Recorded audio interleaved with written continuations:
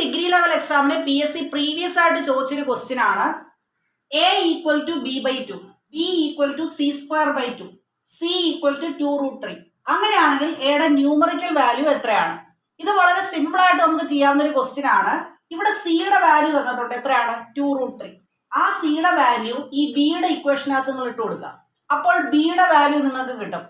ഇനി ബിയുടെ വാല്യൂ ആദ്യത്തെ ഇക്വേഷനിൽ ഇട്ട് കൊടുത്താൽ നിങ്ങൾക്ക് എയുടെ വാല്യൂ കിട്ടും. അപ്പൊ ഞാൻ ഇത് ചെയ്യുമ്പോൾ നിങ്ങൾക്ക് എന്താണെന്ന് എക്സാക്ട് ആയിട്ട് ക്ലിയർ ആവും.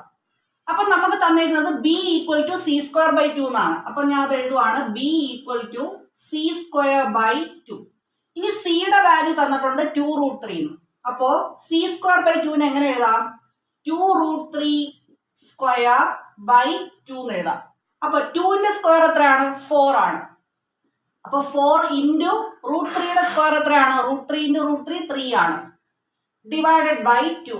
ഇവിടെ 2ഉം 4ഉം ക്യാൻസൽ ആയി, ഇവിടെ 2 എന്ന് എഴുതാം. 2 ഇൻറ്റു 3 6. അപ്പൊ ബിയുടെ വാല്യൂ 6 ആണ്.